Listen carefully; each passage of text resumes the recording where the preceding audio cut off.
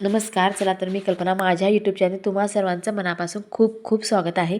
तुम्हाला थोडासा आवाज आज वेगळा वाटणार आहे कारण सर्दी झाली की आवाज तर वेगळा होणारच आहे. चला तर ह्या ठिकाणी आता काय केलं, एक बाऊल घेतले, त्यामध्ये आपण काही लिंब घेतलेले आहेत आणि ते आपल्याला स्वच्छ धुवून घ्यायचे. त्या ठिकाणी 5-6 लिंब घेतले, ते स्वच्छ धुवून घेतलेले आहेत. आता आता काय करायचं, एखाद्या नॅपकिननं ते स्वच्छ पुसून घ्यायचे, बिलकुल त्यात पाणीवरती ठेवायचं नाही आपल्याला. आता ह्या ठिकाणी एक एक लिंबू मी पूर्ण जे लिंब आहेत ते पुसून घेणार आहे. नेहमी आपण लिंबाची लोणचे बनवतो वेगवेगळ्या प्रकारचे, पण आज अगदी भन्नाट आणि वेगळ्या प्रकारचं लोणचं नाही तर तुम्हाला चटपटीत पाहायला भेटणार आहे. रेसिपी पूर्ण पहा आणि तुम्हाला सुद्धा उपयुक्त होणार आहे. तर ह्या ठिकाणी पूर्ण लिंबू जे आहेत ते आपले पुसून झालेले आहेत. तर ह्या ठिकाणी आपल्याला काय करायचं, सुरुवातीला जसं की नेहमी आपण कट करतो त्या पद्धतीने आपल्याला 4 भागामध्ये कट करून घ्यायचे, किंवा तुम्ही 4 भागामध्ये किंवा त्याच्या 8 जरी फोडी केला तरीसुद्धा चालते, पण ह्या ठिकाणी मी 4च फोडी करणार आहे. तर अशा पद्धतीने मी ह्या ठिकाणी फोडी केली. तर पूर्ण लिंबाच्या सुद्धा फोडी अशाच बनवून घ्यायचे आणि त्यामधले आपण तिथेच बी काढून घेणार आहोत. एक लिंबू कट करून मी त्यामध्ये लगेच बी काढून टाकणार आहे. चला तर रेसिपी पाहत पाहत एक कमेंट करा की तुम्ही कुठल्या भागातून हा व्हिडिओ पाहत आहात. चला फटकन ह्या ठिकाणी पूर्ण लिंबू जे आहे ते मी आता कट करून घेईन.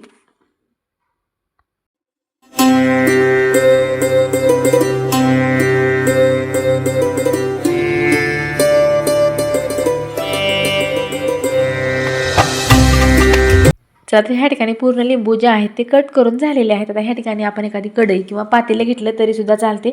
त्यात आपल्याला 2 ग्लास इतकं छोट्या ग्लासनं पाणी टाकून घ्यायचे आणि एखादी अशी मी चाळणी ठेवलेली आहे, स्टँड ठेवायचं, त्यावरती चाळणी ठेवायचं आणि ज्या आपण लिंबाच्या फोडी करून घेतलेल्या आहेत ना, त्या आता ह्यावरती आपल्याला टाकून द्यायचे. आता ह्या ठिकाणी आपल्याला जास्त वेळ द्यायचा नाही, फक्त 5 मिनिट आपल्याला ह्या ठिकाणी लिंबू जे आहेत ते चांगले स्टीम करून घ्यायचे, म्हणजे वाफवून घ्यायचे. वाफवून घेतल्यानंतर मऊसर होतात. आता ह्या ठिकाणी छोट्या वाटीनेच आपण 1 वाटी इतकी साखर घेतलेली आहे आणि छोट्या ग्लासनं आपण अर्धा ग्लास इतकं पाणी टाकून घेतलेलं आहे. आणि पूर्ण साखर जी आहे ते आपल्याला सुरुवातीला विरघळून घ्यायचे. तर एका साईडला लिंबू जे आहे ते स्टीम होईपर्यंत आपण ह्या ठिकाणी थोडंसं साखरेचा पाक करून घेतलेला आहे. आता ह्यामध्ये आपल्या काळी मिरी पावडर अर्धा चमचा, लाल तिखट आपण अर्धा चमचा टाकलेलं आहे आणि मीठ टाकून घ्यायचं आहे अर्धा चमचा. तुमच्या आवडीचा तिखट मीठ तुम्ही मसाले ह्यात आणखीन ॲड करू शकता. ह्या ठिकाणी मी जिरा पावडरसुद्धा टाकलेला आहे 1 चमचा. आणि सर्व जिन्नस जे आहे ते चांगलं वितळून घ्यायचं आणि गॅस बंद करायचं आहे. ह्या ठिकाणी आपल्याला चासणी होऊ द्यायचं नाही किंवा खूप कडक होऊ द्यायचं नाही, फक्त आपण वितळवून घेतलेले आणि मसाले मिक्स केलेले आहेत. आता गॅस बंद करायचा आहे. छान आपले लिंबू जे आहेत ते चांगले वाफरलेले आहेत आणि मऊसरसुद्धा झालेले आहेत. आता काय करायचं आहे, आता जे लिंबू आपण काढून घेतल्यानंतर जो पाक आपण बनवलेला आहे त्या पाकामध्ये आपल्याला ह्या फोडी आता टाकून घ्यायचे. तर हा लिंबाचा प्रकार खट्टा मिठा तुम्ही अगदी 10 मिनिटामध्ये बनवू शकता. इतका झटपट पण आहे आणि तितकाच चविष्टसुद्धा आहे. आता ह्यामध्ये आपण लिंबाच्या ज्या फोडी वाफवून घेतल्यात त्या आता पाकामध्ये टाकले आहेत. टाकल्यानंतर काय करायचं, आपल्याला आणखीन आपल्याला थोडंसं गॅस चालू करायचा आणि जो पाक आपण बनवून घेतला आहे मसालेदार, तो लिंबामध्ये चांगला मुरला जाईल. ह्यासाठी आपल्याला 5 मिनिटासाठी आणखीन आपण ह्या ठिकाणी गॅस मिडियम ठेवून शिजवून घेणार आहोत. ह्यात पाण्याचा एकही थेंब आपल्याला टाकायचा नाही. आता 5 मिनिट ह्या ठिकाणी मी शिजू देणार आहे.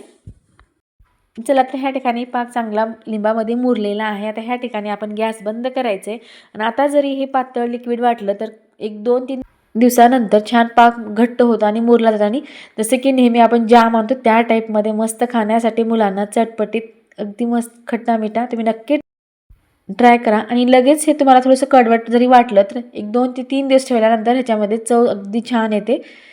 तुम्हाला हा व्हिडिओ कसा वाटला नक्की कमेंट करू. चला तर आता खट्टा मिठा तर झाला. आणखीन एक आपल्याला स्नॅक्स पाहायचा आहे, ते सुद्धा अगदी खमंग. 5 ते 6 आपण ह्या ठिकाणी लसणाच्या पाकळ्या घेतल्या आहेत आणि अर्धा इंच इतका आपण आलं घेतलेलं आहे. आता आलं आणि लसूण ह्या ठिकाणी आपण ठेचून घेणार आहोत. आता ह्या ठिकाणी खिसण्यासाठी आपण खिसणी घेतली आहे. गोबीपासून आपण भरपूर पदार्थ बनवतो, पण त्यामधलाच अगदी भन्नाट आणि घरी कमी वेळामध्ये झटपट सर्वांनाच आवडणारा आहे. दिवाळीचे पदार्थ खाऊन सर्वांनाच आता बोर झाला असेल, म्हणून असं काहीतरी वेगळं बनवा आता. आता ह्या ठिकाणी खिसून झाल्यानंतर एक बाऊल घेतलेला आहे. त्या बाऊलमध्ये खिसून घेतलेली गोबी, मी त्यामधली अर्धीच गोबी घेतलेली आहे. तुमच्या क्वांटिटीनुसार तुम्हाला कमी जास्त बनवायचं असेल तर जास्त घेऊ शकता. आता ह्या ठिकाणी गोबी जी आहे ती आपण घेतलेली आहे. जर खूप मॉइश्चर असलं, पाणी असलं तर त्यामध्ये तुम्ही पिळूनसुद्धा काढू शकता. अगदी ह्यात कमी असल्यामुळं ह्या ठिकाणी मी पिळून घेतलेलं नाही, असंच घेतलेलं आहे. आता 2 ते 3 चमचे ह्या ठिकाणी आपल्याला मैदा टाकून, आता ज्या चमच्याने आपण मैदा टाकून घेतलेला आहे त्या चमच्याने आपल्याला ह्या ठिकाणी कॉर्नफ्लोअर घ्यायचे. कॉर्नफ्लोअरसुद्धा आपल्याला सेमच घ्यायचं आहे. जितका आपण मैदा घेतला तितकाच आपण ह्या ठिकाणी कॉर्नफ्लोअर घेतलेला आहे. आता ह्या ठिकाणी कॉर्नफ्लोअर आणि मैदा टाकून झाल्यानंतर आपण ठेचून घेतलेलं लसूण आलं जे आहे ते टाकून घेतलेलं आहे. ह्या ठिकाणी आपण मिरचीसुद्धा ठेचून घेतली आहे. तुम्ही खिसून घेतलं तरीसुद्धा चालते किंवा मिक्सरला काढलं तरीसुद्धा. कमी क्वांटिटीमध्ये असल्यामुळे ह्या ठिकाणी मी ठेचूनच घेतलेलं आहे. आता मिरची छान ठेचून झालेली आहे.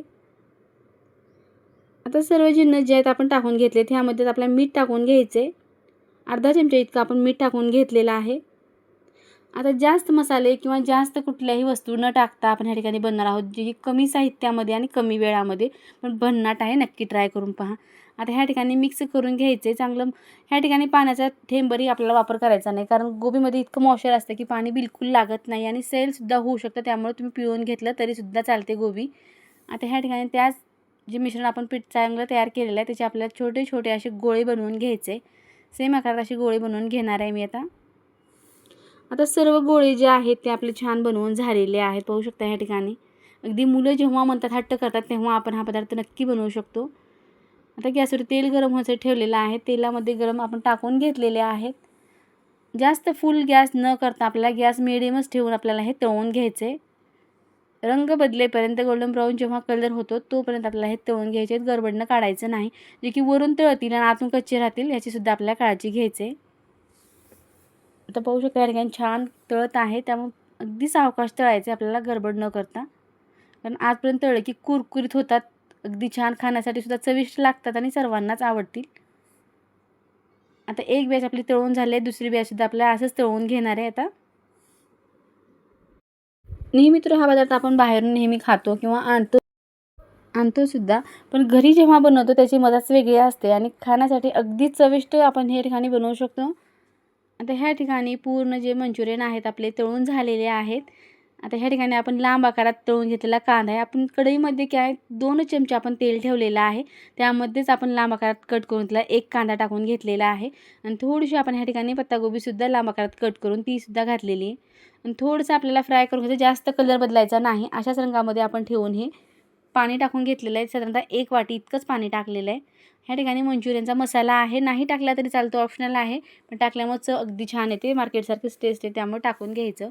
आता ह्या ठिकाणी आपण सॉस टाकलेले आहेत. आपण ह्या ठिकाणी रेड चिली सॉस टाकलेला आहे, टोमॅटो केचप टाकलेला आहे आणि ह्या ठिकाणी आपल्याला सोया सॉससुद्धा टाकायचं आहे. अगदी कमी प्रमाणात आपण ह्या ठिकाणी सॉस टाकलेले आहेत.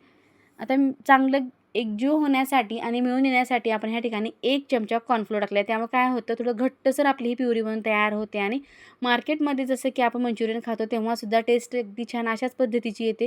त्याच पद्धतीचं आपण ह्या ठिकाणी बनवलेलं आहे. पाहू शकता ह्या ठिकाणी घट्टसर झालेलं आहे टाकल्यामुळं आणि छान आपली ही प्युरी बनून तयार झाली. आता ह्याच प्युरीमध्ये आपण जे मंचुरियन तळून घेतलेले आहेत ते टाकून दिलेत.